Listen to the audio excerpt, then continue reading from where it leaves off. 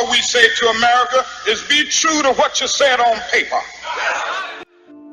All men are created equal. All men are created equal. It's the lofty and revolutionary ideal at America's core.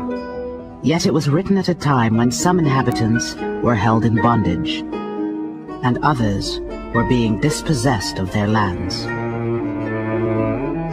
How did American society justify unequal treatment based on skin color and national origins? How did it reconcile that contradiction? America created a story of race. We have the idea that it's somewhere written in stone that there are these fundamental differences between human beings.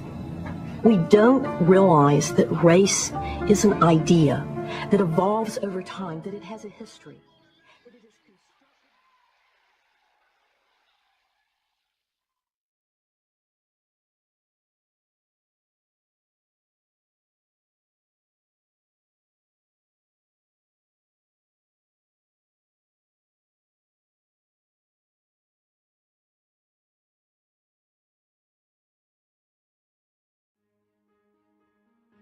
An idea, a spark that became a flame, and eventually a torchlight march through dusty city streets. 100 years ago, in El Paso, Texas, a few strong women came together, linked arms, and vowed to make a change. It was April 8, 1909. Over 200 people paraded by torchlight through the streets of downtown El Paso to attend a public meeting at the First Christian Church. What a sight! By the end of that meeting, the Women's Christian Missionary Union had donated all the property they possessed to help build a YWCA residence. Besides 2 lots of land, the gift included furnishings, $207.49. Don't laugh, that was a lot of money in those days, and shares of mining stock. And just like that, the crusade to eliminate racism and empower women began. Their first order of business was to open a lunchroom and provide a residence for the many women who had come to El Paso seeking employment. Trost and Trost drew up the floor plans, and the newspaper ran editorials encouraging citizens to donate to the building campaign. By February 1910, the $23,000 goal had been reached, and in October of that very same year, what would eventually become the largest YWCA in the country opened the doors of its first residence at 541 Missouri Street. In addition to this residence, the YWCA also opened a gymnasium and rented space this very same year. Though it was a young organization, the YWCA had many supporters. Among them was a Mr. Horace Stevens, who donated 3 lots in Cloudcroft, on which to build a summer cottage to be used for camps and girl reserves. In the summer of 1928, a group of young girls gathered outside the lodge for opening day ceremonies at the Cloudcroft YWCA camp. They sang hymns like Follow the Gleam and Day is Dying in the West. The opening sentence, read aloud to an excited but captive group, went like this: Let the heavens rejoice, let the earth be glad.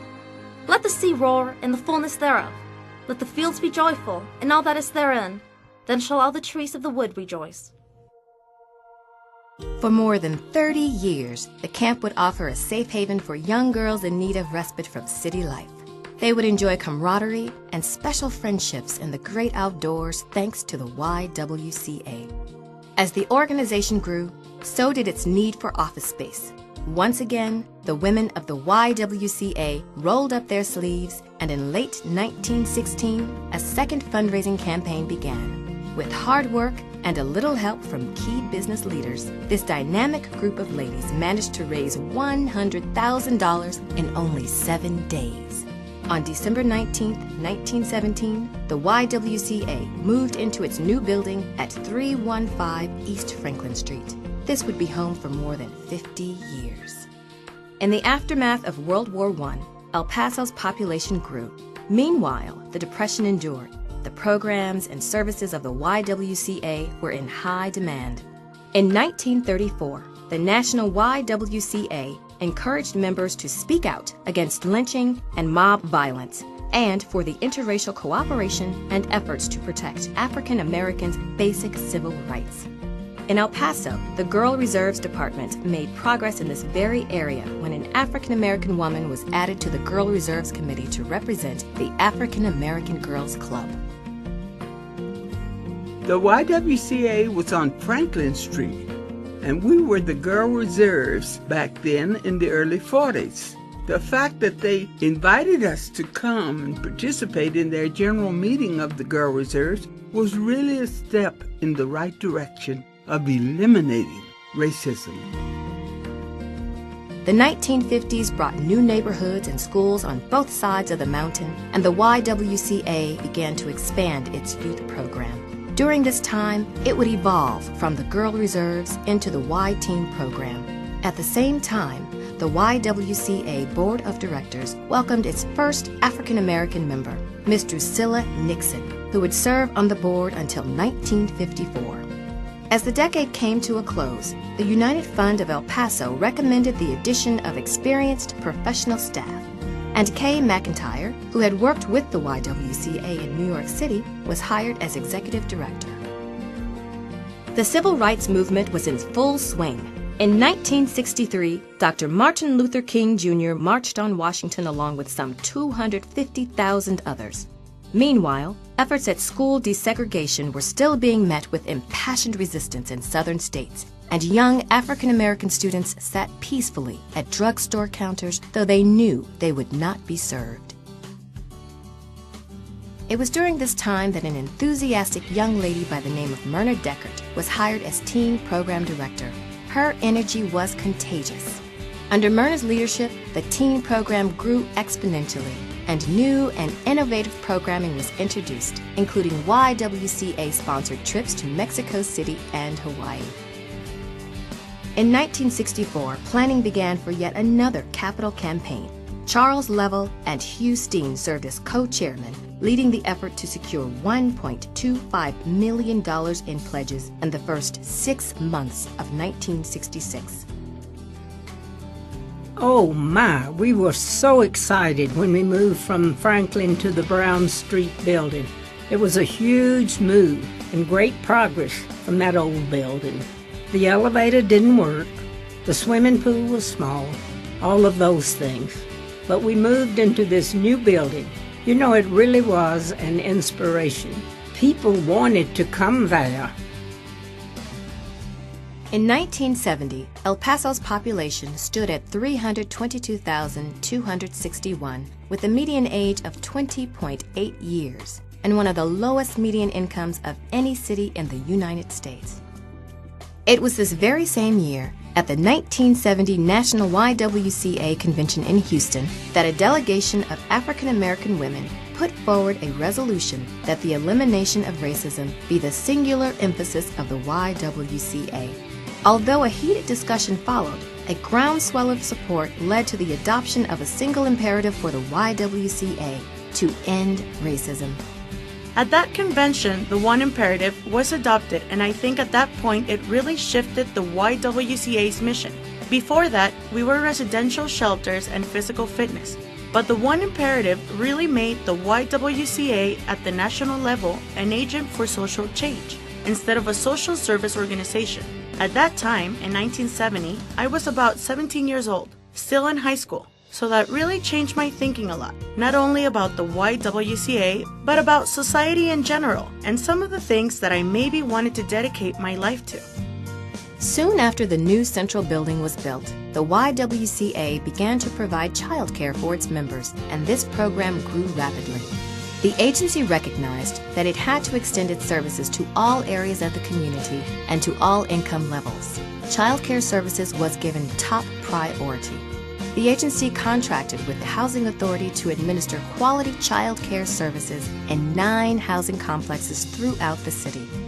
As a result of this expansion, the YWCA staff grew from 27 to 300, and the daycare program expanded in 1975 to include 13 centers that also offered after-school programs. In this era, the YWCA also developed many other programs that focused on women and the support services they needed as their roles in society changed, including the Women's Resource Center and the Consumer Credit Counseling Service. The careful planning of the 1970s came to fruition in the 80s. In 1981, an East Side branch was completed and dedicated as the Shirley Level Branch. The Northeast branch was expanded and opened as the Myrna Deckard branch in 1983. The Lower Valley branch opened in 1987, and in 1988, YWCA leaders and staff would realize the long-time dream of a branch in each part of the city when a facility was opened in West El Paso and dedicated in honor of Catherine White Harvey. As the millennium approached, the YWCA continued its emphasis on supporting the needs of working families in El Paso by successfully bidding on the Workforce Development Board's Child Care Management and Service Contract in 1990. This program assists in paying child care costs for working families, ensuring care for more than 7,000 children each year. 3 years later, the YWCA received funding to begin the Child Care Resource and Referral Service. And in 1999, the YWCA opened the Judy and Kirk Robison Mikasa Child Development Center. It is the only daycare in El Paso for homeless children. When you walk into Mikasa, despite what the children have to endure and deal with during the rest of the day, their situations of being homeless, they are so unbelievably happy. It's amazing. I don't know how it's possible to have children be that happy. I think it's because Mikasa is the only place for children to get away from whatever problems they have. But childcare wasn't the only focus of the YWCA. The Sarah McKnight Transitional Living Center for homeless women and their children was opened in 1993 after 2 women were discovered living in their cars in YWCA branch parking lots. The staff at the Joyce Janes branch on Brown Street noticed that there were some women who were living in their cars, sleeping in their cars with children. They were coming in the morning and using the showers at the branch. These women had no place to live. They were perhaps fleeing from a bad domestic situation. We began to realize that what these women needed was transitional housing, so we began operating the Transitional Living Center. Each time a need was identified in the community, the leadership of the YWCA sought to address it. By the turn of the century, the YWCA had implemented Children Cope with Divorce and built Independence House in collaboration with the Junior League of El Paso. Today, the YWCA is the largest provider of transitional housing for families in El Paso. Additionally, in 2007, the Community Development Corporation, formed by the YWCA some 5 years earlier, completed 12 apartments in the Lower Valley for low-income seniors. After 100 years in El Paso, the YWCA is still actively working to address needs in the community as they arise. In light of the increasing number of soldiers relocating to Fort Bliss, the YWCA began negotiations in 2008 with the U.S. Army to implement several programs for soldiers and their families, including child care services and consumer credit counseling. The spark, that idea, way back in 1909, led to the creation of what is now the largest YWCA in the country. There are so many stories to tell, so many individual lives that have been touched and changed. As we begin another chapter, another 100 years, we invite you to be part of our story. So, what is our vision for the future? According to the YWCA CEO, Dr. Sandra Bram, the story unfolds something like this. The YWCA will operate nationally accredited child development centers and after-school programs, provide affordable fitness programs in state-of-the-art facilities, be a recognized leader in the area of youth health and wellness, be an advocate for women and minorities, promoting positive race relations and public education campaigns to address diversity issues. Provide a place where women come to seek opportunities for empowerment, be they financial, emotional, or physical. And inspire a new generation to join this movement to eliminate racism and empower women for the next 100 years. The beautiful part of the Centennial is it gives you the opportunity to pull together the community, to remember what a difference this organization has made and what a difference they have made in supporting this organization. So we are laying the foundation for a solid future. I believe we are positioning ourselves to make sure that the organization is solid, moving forward for another 100 years. Before they even had the right to vote, a group of dedicated and passionate women were working to make El Paso a better place for women and their families. They provided clean, safe housing for the lost and walked with them as they traveled the rocky road to independence. They were nurses, advocates, babysitters, and friends, their soft voices touching the hearts of the lonely, the forgotten, the discouraged. These women were more than just a group. They were more than a club. They were a movement, and they called themselves the Young Women's Christian Association.